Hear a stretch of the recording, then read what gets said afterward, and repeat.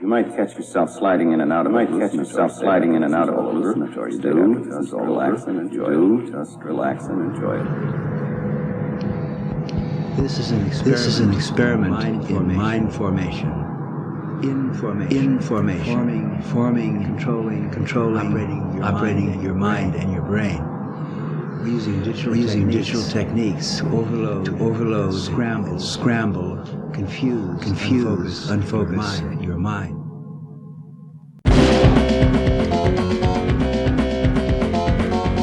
The natural state of the brain is chaos.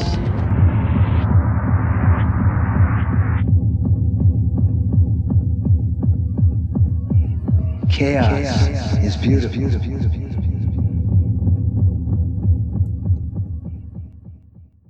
Troy Hadeed, what's up, man? I'm good, Justin, brother. Awesome. Thank you for taking the time to do this. I really appreciate you carving out some probably very busy time in your schedule to sit and do this. Very much appreciated. Yeah, same. Thanks for having me. And I feel like too often podcast hosts like yourself aren't given credit and the appreciation. So for listeners who are listening, what it takes to actually do a show, to be a podcast host and make a successful show is so much work. So I just want to say thank you for having me and thank you for what you do. Thank you, man. I think you're actually the first person that's actually ever said that to me. So that actually means a lot. I really do appreciate that. Yeah. There's a lot that goes into it. We're kind of like the unsung heroes of the media world. I mean, you're here and you're giving me a voice, and that's what you guys do, is you give people this opportunity to share. And I think it's such a really underappreciated role that you guys play sometimes. Well, thanks again, man. I do appreciate that. Yeah. So you want to tell people a little bit about yourself? Yeah, I live in Trinidad. I was born in Trinidad, and for people that might not know where that is the southernmost island of the Caribbean, so right off the coast of Venezuela. And I have lived there my whole life. I went to university in Florida. I've traveled the world a bit. I've been teaching yoga for over 15 years internationally. And I just finished writing a book. I'm somewhat of a social entrepreneur, or have been. And when somebody asks, well, what do I do? For me, I rather not box myself into any one thing. But I like to believe that whatever I do, whether it be teaching yoga or writing books or public speaking, that in some way my intention is to help people reconnect to their understanding of God, whatever that is, and help us as human beings remember a little bit of what it means to love one another and what that really looks like, Right on. So just jumping off of that, what does love mean to you? Oh, getting into it. Love to a lot of people means a lot of different things. And I think it comes from our conditioning. It comes from Hollywood. It comes from movies. It comes from society. And for me, I think what love is seeing divinity and seeing God in every human being and every individual that you cross paths with. And this does not mean, and I always like to say this, it doesn't mean we can't disagree. It doesn't mean we can't say no. It doesn't mean we can't walk away from someone or draw our boundaries or condemn someone's actions, words, and thoughts. But it does mean that when we do those things, we do it with a certain level of compassion, understanding, and and create that space in which we as human beings can grow together and still be in love, even if we may not agree, Right. Yeah. For sure, man. I 100% agree with that. And, I mean, that's pretty much my definition of love as well. Right. Like it's that just divine spark of divinity. Yeah. 100%. Yeah. And if you think about it, Justin, it's like, I see this all the time, like how different our world would be if we were present enough in every conversation, interaction, and relationship, right, to to move through that as if we were in relation to God, as if we were speaking to God, how different our world would be. Right. Yeah, no, I definitely agree with that too. It's like, what would the world even be like if everyone was to actually just, I don't know, love each other? What a crazy concept, right? Yeah. So you said you're a yoga teacher. What got you into yoga in the first place? Since I was really young, I think I grew up in a Catholic home, was always very close to Jesus and God, but always outside the context of religion. I never really allowed or gel with all these restrictions and boundaries and exclusivity that was placed around God. Right. So I think I was always interested in Eastern tradition and culture somewhat. But when I've been teaching now for about 15 years. And when I graduated university at 21, people would ask me, well, what are you going to do with your life? I would say, well, I'm going to teach yoga at some point. They would be like, well, do you practice yoga? I'd be like, no, but I know I'm going to teach yoga. I always knew I was going to teach yoga. And when somebody asked what my first yoga influence was, I always talk about when I was 14, I had a teacher in school. His name was Mr. Hadeed. And I would give up every lunchtime and I would go and sit with him and he would give me all these books to read, right? And a lot of them were yoga books, so Eastern culture and Eastern traditions and so on. And my friends at the time used to make fun of me that I would give up my lunchtime to go and sit with this teacher and read books. And I always said, after a few years ago, I said that I wish one day I could meet Mr. Hadeed again or discover him so I could maybe share with him how he may have influenced my life at such a young age. And a few years ago, funny enough, I got this message in my email. It came through a comment on my website, which usually goes to junk. But this one came through all the filters. And it said, I think I gave you the practice of brahmacharya to read in 1994 in Fatima College, Hadeed. I was like, wow. And I replied right away and I got his phone number and I called him. And he said to me, well, Troy, let me get your story straight for you. You were first sent to detention. That's how you came into my room at lunchtime. And he said, I gave you that book to read because it happened to be what I was reading at the time. But he explained to me, I don't practice yoga. I'm not Hindu. And you sat there and you devoured this book that most adults couldn't even read. And then every lunchtime you came to detention of your own free will to read more and read more and read more. And what's most amazing about that story, Justin, is he says to me, he said, what's really amazing about our story is that you say you've been talking about me for the last 15 years as someone who has influenced your life. And I've been talking about you for the last 25 as this 14-year-old kid who just blew me away with his commitment to come and read these scriptures and these texts. And he said, right now he's teaching in Ontario, Canada. And how he found me was he was talking about this kid, Troy Hadeed, again, and they Googled my name. His students Googled my name. And that's how he found out that I was teaching yoga. And he was like, what? and that's the first communication we have had in 25 years. But I've been talking about him and he's been talking about me and how we've influenced one another's life. So that is my first influence of yoga as we generally know yoga to be.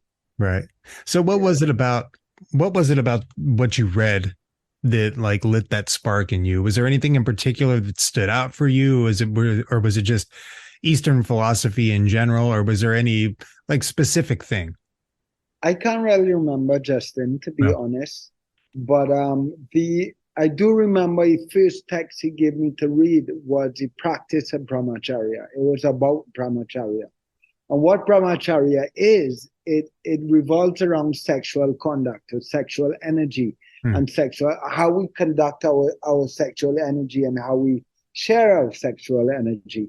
So as a 14-year-old kid, I don't know, that may have been interesting in some way, you know? Right. No, for Yeah, sure. yeah, So, okay, building off of your definition of love, and in the sense that yoga means union, the yeah. world today, at least from my perspective, is incredibly disconnected. So, what can we do to be more connected in the world today? Well, you're right. Like our sense of identity revolves around the things that make us different Hmm. and make us separate, rather than the things that make us the same. Now, I remember, I'm sure you've heard of a spiritual teacher. His name was Osho, Hmm. right? And I don't believe in gurus or teachers at all. I think we have to filter what comes through them and see Absolutely. what we connect to. But I remember reading once something Osho was saying about yoga. And he said that,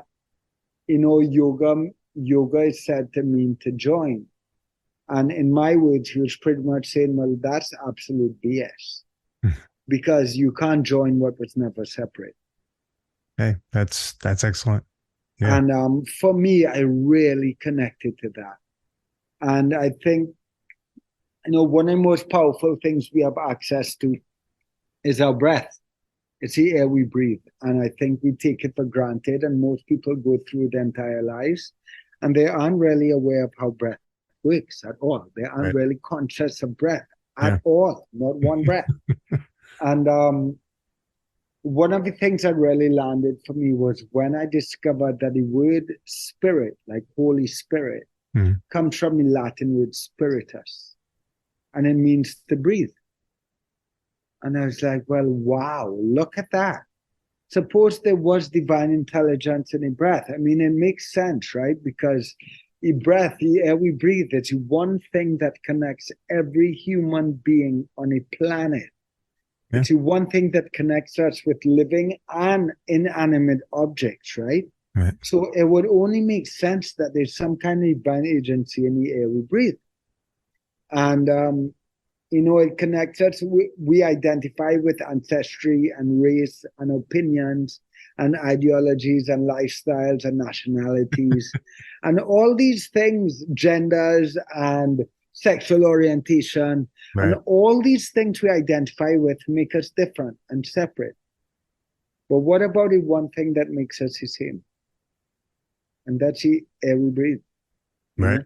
Yeah. Yeah. I mean, and people are further distancing themselves by trying to lump themselves into some sort of group, right? Like, Yeah. and you see that more and more every day. It's like people are, in a sense, marginalizing themselves, and it's like, hey, Yeah. man, we're all in this together. Like, we're all made of the exact same stuff, living the exact same experience with, some differences, obviously, because we're going to have different experiences, but we're all living this. We're all having this human experience. Yeah. We're Yeah. all connected. And when was the first time you really like truly felt that connection, do you think? Um, there are many times, throughout our lives that we feel that, I think, Justin. But one time that really rings for me is, I talk about this in the first chapter of my book.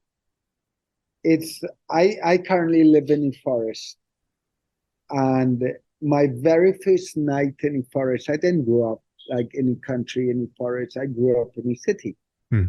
And I bought this plot of land out in the country, which is pretty much like in our jungle of Trinidad's north coast.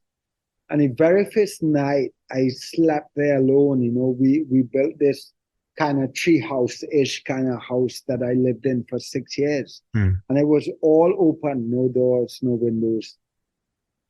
And the very first night I slept there, I slept there alone, right? Hmm.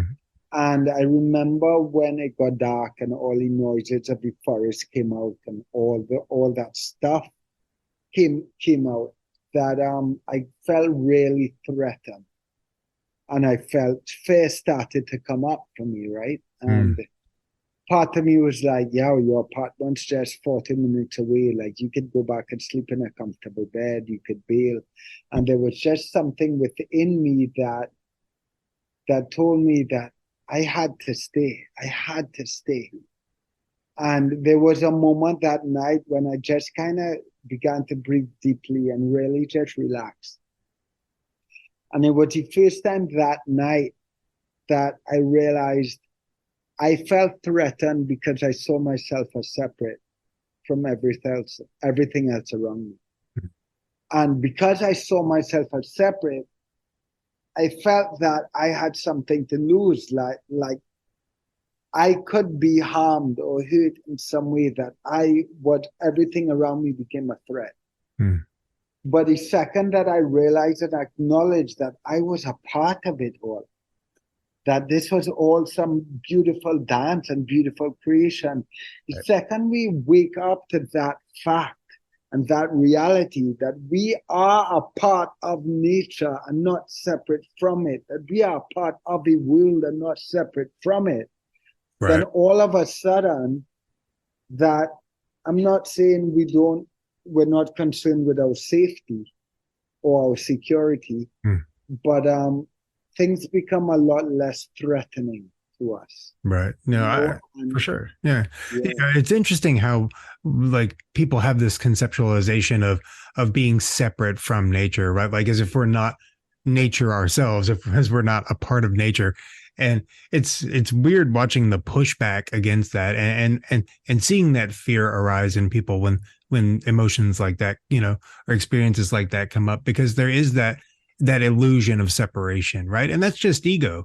At the end of the day, all that it's just that the idea of a separate self, but in reality, there is no separate self, Yeah. You know what's really beautiful story, Justin, is last year I stepped into what I believe is now growing in popularity, a dark retreat.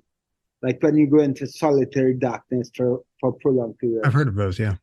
Yeah, and I was talking about that in a public forum, a speaking engagement, and a lady came to me afterwards, and she told me a story of her son, and her son is 8 years old, who was born blind, and she started to explain to me the psychology of someone who's born blind, and she explained to me that her son, at 8 years old, still doesn't understand the pronoun I.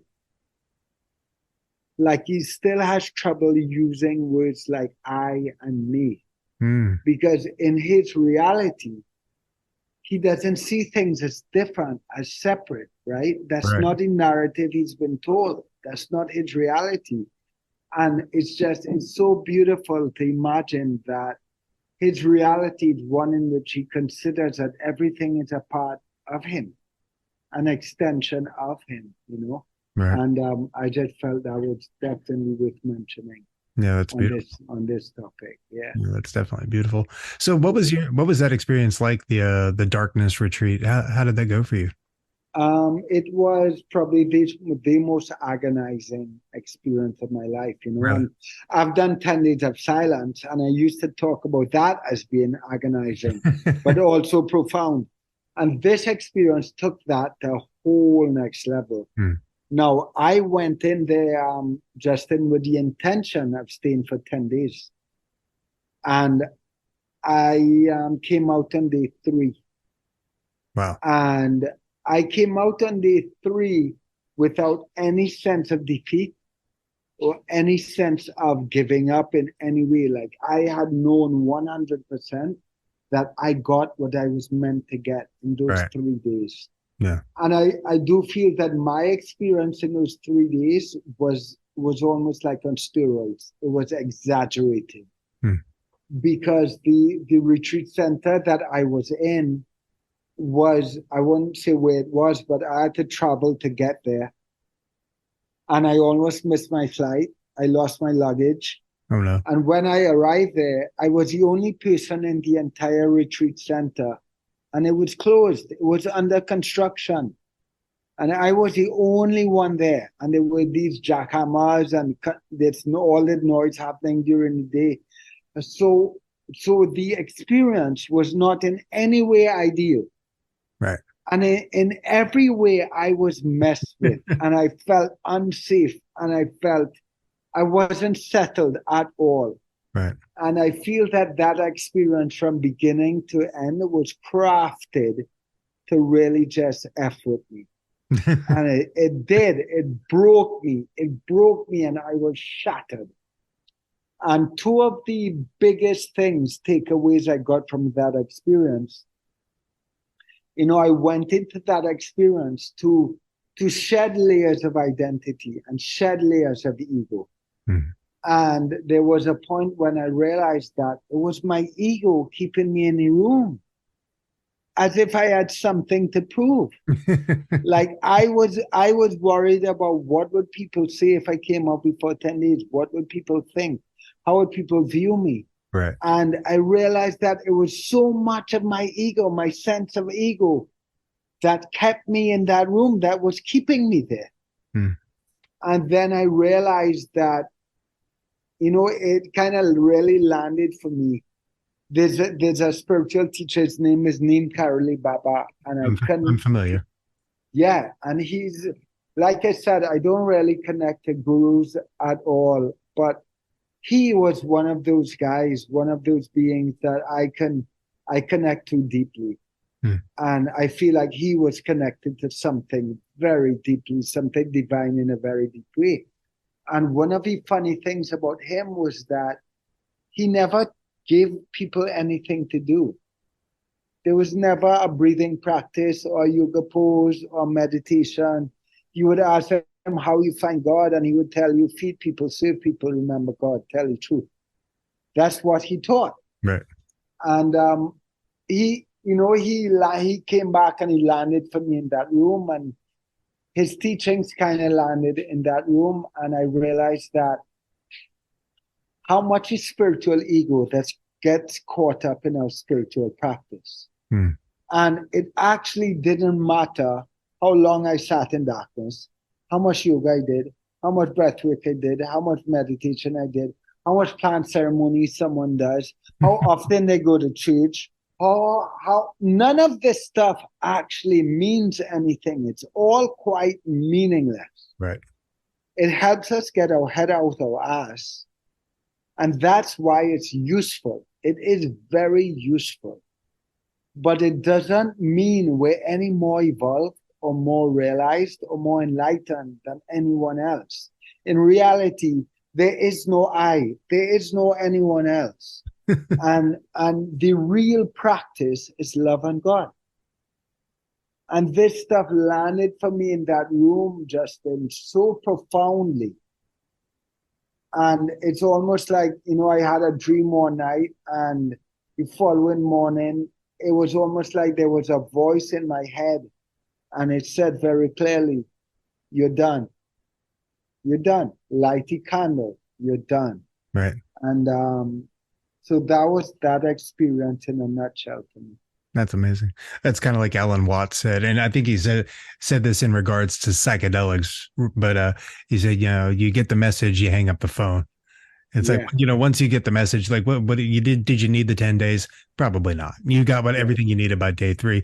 You said you did 10 days in silence before. Was that a meditation retreat or?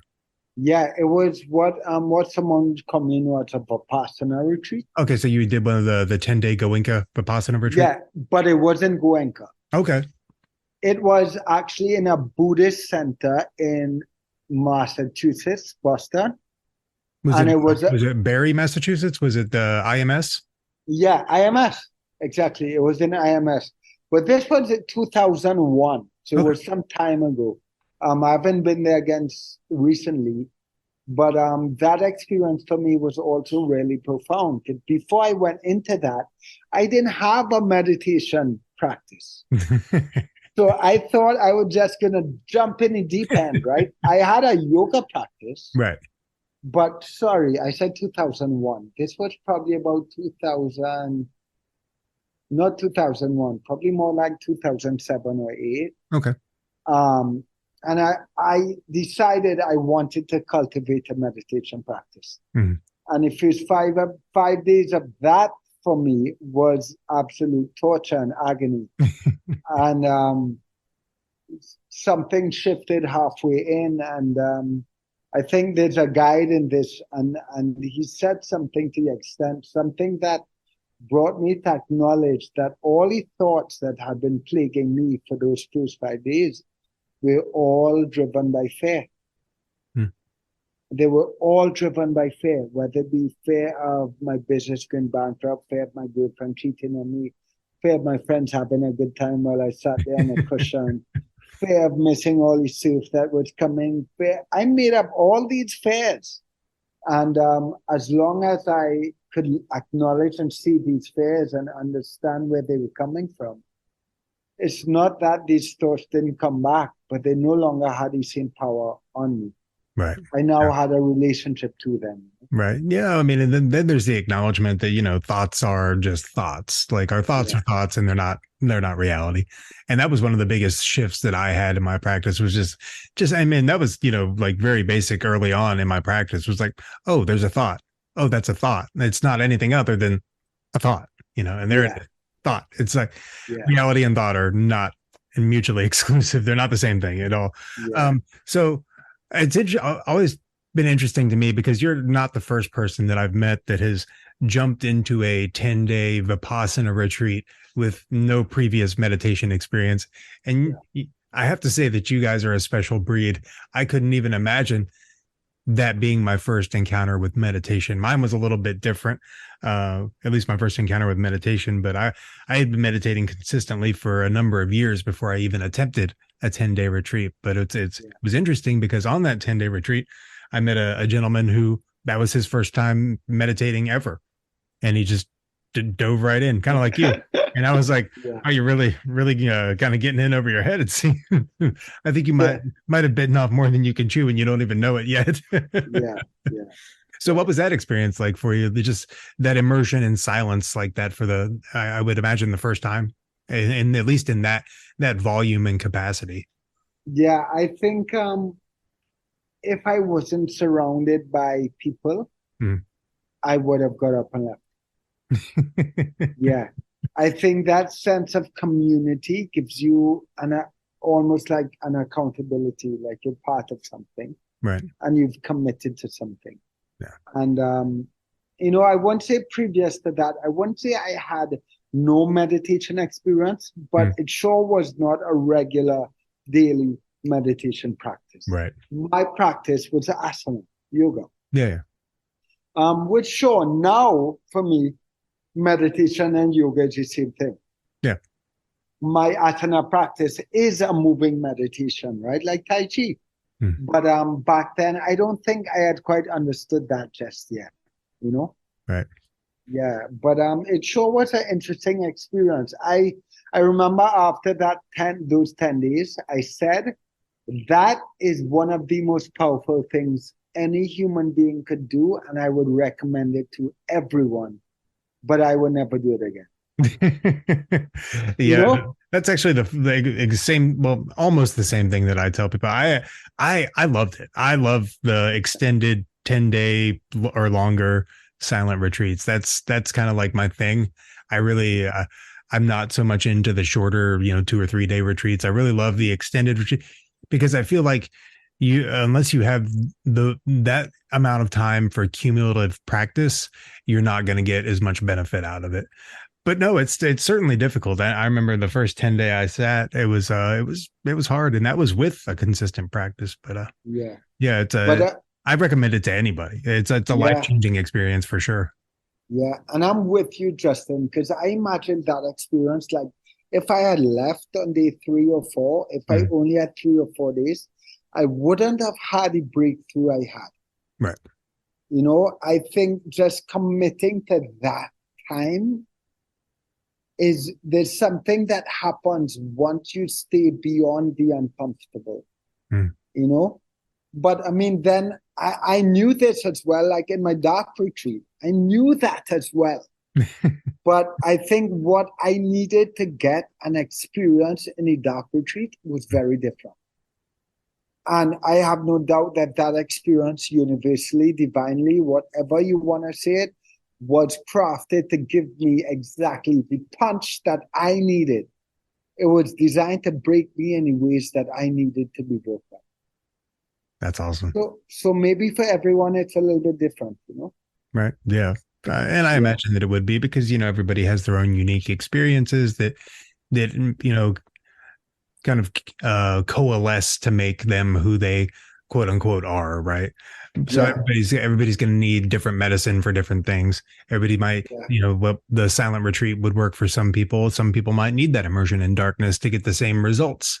But I feel like as long as you get the message that you feel like you were intended to get, or the message that you were not even necessarily looking for, because I don't think when we go into those experiences that we really know what we're looking for. I think it has to be shown to us.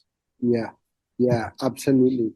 And I mean, I didn't know. I had no clue when I went into that silent retreat. I had no clue what I was getting myself into. I just wanted to meditate, you know, and I think what it opened me up to was just really amazing. Right. Do you still have a consistent like on the cushion sitting practice, or is most of your meditation your asana? I would make sure and sit a little bit before and after my asana practice. Mhm. And there are times when I would just sit for an hour Mhm. for every now and again. But I wouldn't say I sit every single day. I think I would like to believe that the way in which I practice asana Mhm. is very much is so intentional and intimate that it is pranayama and it is meditation in every way, Right. you know? Well, Yeah, in my opinion, meditation and daily life aren't necessarily separate things, right? Like, and yeah, that is the intention of the meditation. It's, we practice on the cushion to bring our practice into life, because that's really where the rubber meets the road, so to speak. It's like, yeah, it's really easy to be mindful when you're just paying attention to your breath, or the arising and passing of thoughts, or the arising and passing of emotions and bodily sensations and whatever, comes up in that moment. But it's much harder when you're arguing with your girlfriend to be mindful. you know? yeah, yeah, yeah. One of my friends once said, one of my teachers, I should say, teachers and friends once said, her name is Sean Corn. She said that it's easy to love when everything is going as you want it to go. Hmm. You know, but when his stuff really hits the fan and everything feels like it's falling apart around you and in your face, can we love them? Right. You know, and I think that relationship with our mind and our breath, like you said, our practice is just a practice for the real practice, you know? Yeah. And, Yeah, I feel like all we do is, for the most part, is just forget. Like, because it's easy to sit and have these conversations and say, oh, we want to be mindful all the time. We want to bring this level of awareness to everything that we do. But, conceptualizing it and theorizing it and then actually putting it into practice are two entirely different things. And even someone, it can be hard, right? Like, especially when, as you said, when things get difficult, when the shit hits the fan, so to speak, yeah, it's kind of hard to remember to be mindful. It's yeah, hard to bring back that recollection of like, slow down, process everything before you speak. Let's really think this through. That's like one of the hardest things to do. I know it is for me still, and I assume it still is for most people. yeah, It does get easier, but it's never truly easy. yeah, never, No. no. So you said you grew up in Trinidad and Tobago. And are you're still living there? Yeah, yeah, Yeah. Well, yeah. so what was it like growing up there? Um, well, it's very different now to when I grew up, you know. Hmm. Back then it was I grew up the youngest of three brothers, 7 years the youngest. I played a lot of soccer and that kind of stuff. Now I spend a lot of time doing yoga out in the forest on the beaches. So I now live almost a very different life. Hmm. But Trinidad is really interesting. It's our history is has rooting in the African slave trade and slavery and we had indentured labor. So we have African, the majority of Trinidad and Tobago is African, then you have Indian heritage, then you have Lebanese and Syrian, then you have Europeans and you have Asians. So it's kind of a mix of everything. You Right. know, people like to say Trinidad's a absolute melting pot and a mixing of cultures. And it is the most industrial island of the Caribbean. Okay. So it's not, when you think of the Caribbean, you think of laid back, whatever, drinks lying on the beach in blue water. Right. And it's not that kind of Caribbean. It's a lot more forested jungles. We have a lot of beaches, but not necessarily blue water, white sand. We don't really have as big a tourist industry as other Caribbean islands because we have a lot of oil and gas, or had a lot of oil and gas. Right. Hence why we're pretty, like our city, it's pretty big city. I mean, it's third world big city, but it's still big city, Yeah. So you get a lot of the stuff you would expect in a big city, but you drive out of the city half an hour and you get a lot of country vibes, Yeah. So you said you're living in the country now. How do you like it compared to the city? Oh, I don't know. I don't know if I could live in city again. Yeah. I don't use the word. I try not to use the word never because I think it comes back to bite you in your ass whenever you do. And I would rather it didn't. But what I can say, Justin, is that it is undeniable that the resonance and vibration of nature can change someone. 100%. And you feel it. I feel it in every cell of my body. And I think I lived there now for 10 years. And I think living in nature has, I wouldn't say like, by no means would I say my life made a U-turn. I think it accelerated the trajectory of my understanding and the trajectory of my path, so to speak. It made things very, very clear for me. That's awesome. That's great. Yeah. So if there was one bit of advice that you could give to people, what would that be? I would encourage, my advice I would encourage anyone just to spend time in silence, in nature, and just sit with their breath. Because I have come to believe and know that there is divine intelligence in our breath. And the most powerful thing I can do for someone is just teach them how to breathe and give them that tool. Because if they sit with their breath for a few minutes every day, everything else, everything they need to know or need to be shown, I believe will be shown to them. Yeah, I think you just answered what was going to be my next question. I was going to ask you, what do you think there is to be learned in silence?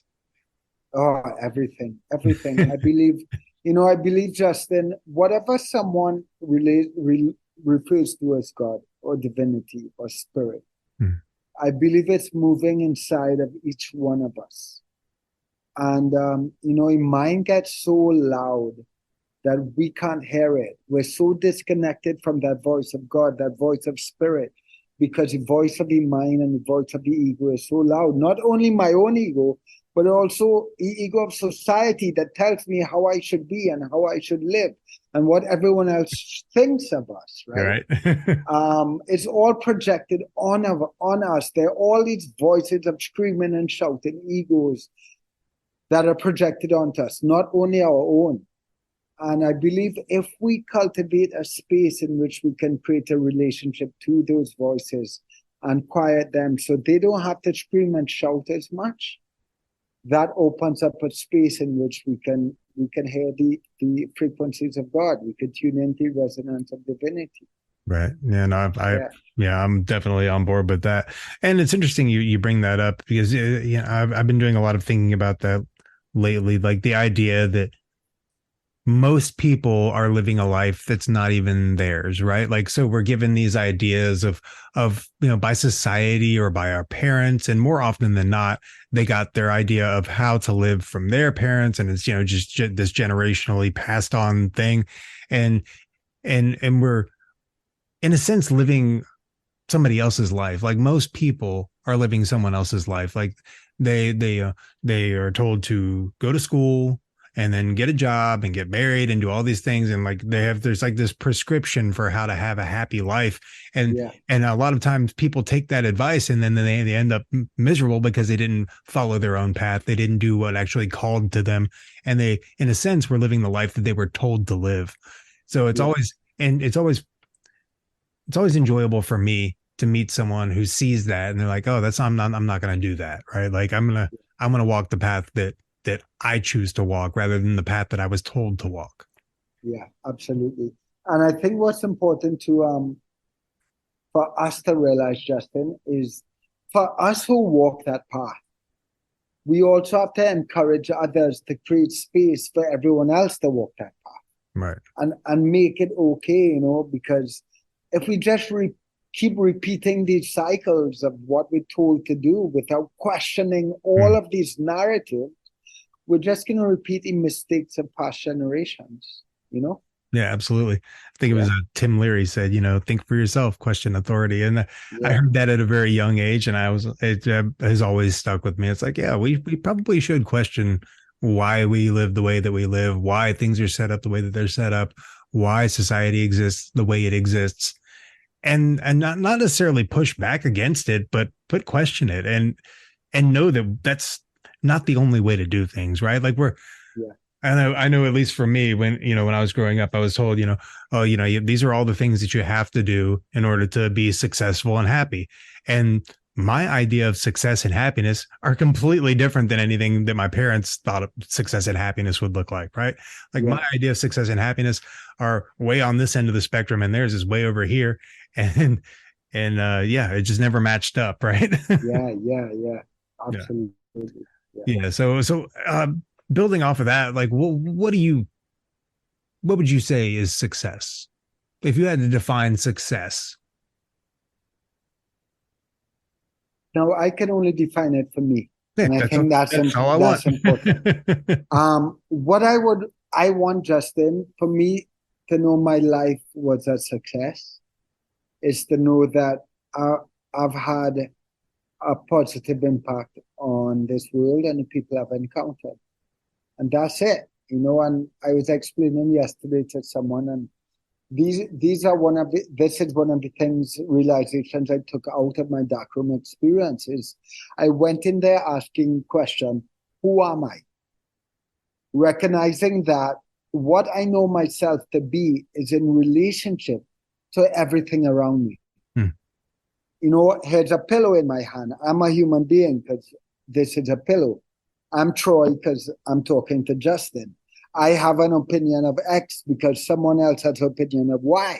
Right. We define ourselves by the external world. So my question was, in my search for understanding, if I remove the external world, who am I? And what I came out of that room, what I realized in that room was that we are the resonance and vibration of our relationships.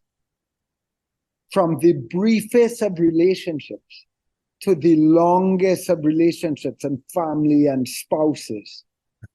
That resonance and vibration, like take for instance now this conversation, Justin.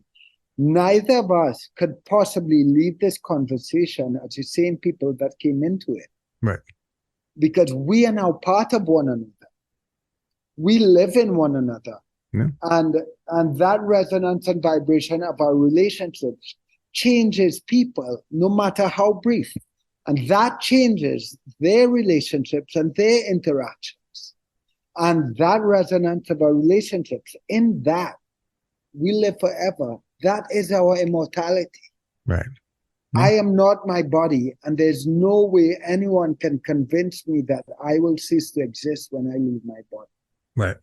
And I think for me, just knowing that I contributed in a positive way to the evolution of human consciousness, that to me is a success. That's a beautiful answer. Yeah, it's very well said, man. Yeah. Well, hey, Troy, thank you for taking the time to do this again. I really do appreciate you having this conversation with me. So if people want to get in touch with you or look into your book, where can they find you or your book at? Yeah, well, I am at troyhadeed.com, Okay. and I'm also at Troy Hadeed on Instagram. That's where they can find me. My book actually comes out on 2 days from now. It's Fantastic. called it's called My Name is Love, and it is on Amazon hardcover, ebook, and paperback. Audiobook comes out next year. And if anybody has any questions about anything we talked about or wants insight on anything, I am an open book. They can reach out to me anytime they like. Awesome. Thank you so Yeah, much, man. yeah, beautiful. Thank you for having me, Justin. And again, thank you for what you do. Love.